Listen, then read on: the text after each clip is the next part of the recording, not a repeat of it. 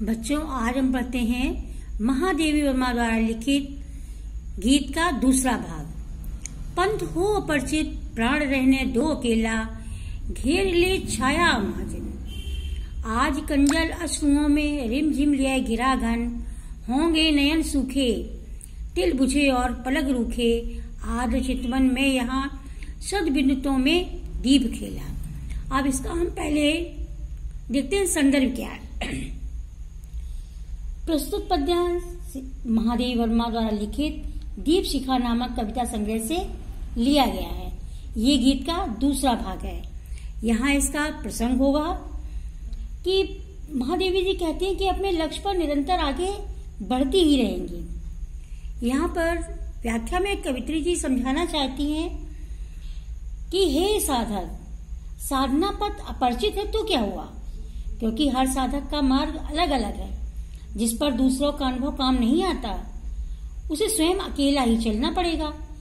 तो भी क्या परेशानी क्या है, चलना तो अकेले ही है, क्योंकि साथ में सभी हर मार्ग पर नहीं चल सकते हैं। चाहे विघ्न बाधाओं का अंधकार अमावस्या की रात बनकर मुझे घेर ले, चाहे कितनी ही विपत्तियां हैं, चाहे कितनी ही परेशानियां हैं, लेकिन हम अपने पथ से नहीं हटेंगे। वो कैसे घेरे? विपत्तियों के घने मेघ मुझे आकर घेर कर, विपत्तियों के बादल के समान आए, मतलब चारों तरफ से घेर ले और मेरे नेत्रों से क्या करें? काजल मिश्रित अश्रुधारा बहा दें, पर साधना पथ पर आगे बढ़ने से वो मुझे नहीं रोक पाएंगे। और कहते हैं, होंगे नयन सूखे, तिल बुझे और पलक रूखे, आद्र चितवन में यहाँ शत बिंदुतों में दीप खेला। कहते हैं, वे कोई दूसरे ही नेत्र होंगे जो संकटों को सहते सहते सूख जाते हैं। आंखों के तिल अपनी जगह अपनी चमक खो देते हैं और पलकें रूखी रूखी सी हो जाती हैं। मैं उनमें से नहीं हूँ जो विघ्न बाधाओं से घबरा जाऊं और अपने पथ से हट जाऊं, लेकिन मेरे साधना रूपी दीपक ने मुझे तो घनघोर वर्षा और कौंती बिजलियों के बीच भी निरंतर प्रज्वलित कर रहना सिखाया है, और मेरे नेत्र प्रीतम के प्रेम से सदा सिक्त और कांत युक्त रहना जानते हैं। इसका काव्य सौंदर्य है। इस पद्यांश में साधना पथ की कठिनाइयां और साधक का अटल निश्चय मुखरित हुआ है। प्रतीकों का प्रचुर प्रयोग दृष्टव्य है। भाषा है शुद्ध खड़ी बोली, शैली है गीत, शब्द शक्ति है लक्षणा, गुण है प्रसाद, अलंकार है अनुप्रास, व अतिशयोक्ति, रस है करुण व श्रृंगार, छंद है मुक्तक। अन्य चरण हारे और हैं जो लौटते दे शूल की संकल्प सारे, दुख वृत्ति निर्मात उन्मत, यह अमरता नापते पद, बांध देंगे अंक संस्कृत से तिमिर में स्वर्ण बेला। यहाँ साधना मार्ग पर दृढ़ता पूर्वक आगे बढ़ने का संकल्प प्रकट करती हुई कवित्री जी कहती है कि अज्ञात प्रीतम तक पहुंचना मेरा लक्ष्य है और इस लक्ष्य पथ पर मेरे चरण कभी हार नहीं मानेंगे। वो कहती है, अन्य होंगे चरण, यानी कोई दूसरे चरण होंगे जो साधना से घबरा कर हट जाएंगे। मेरे चरण ऐसे नहीं है, वे तो हर प्रकार का दुख सहने और व्रत लिए हुए हैं तथा कुछ नई उपलब्धियां प्राप्त करने के उत्साह से भरे हुए हैं।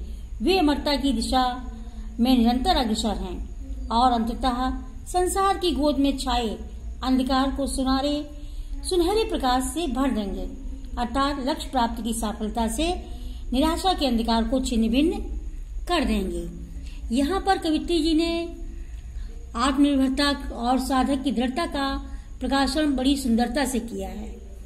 यहाँ भाषा है शुद्ध खड़ी बोली, शैली है गीत, शब्द शक्ति है लक्षणा, गुण है प्रसाद, अलंकार है अतिशयोक्ति, छंद है मुक्तक।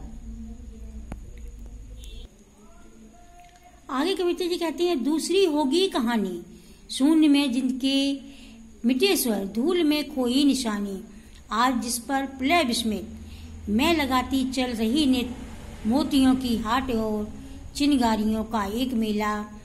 वो कहते हैं, वो दूसरे कोई होंगे जिनके थोड़े समय तो चले, फिर उनके स्वर समाप्त हो गए।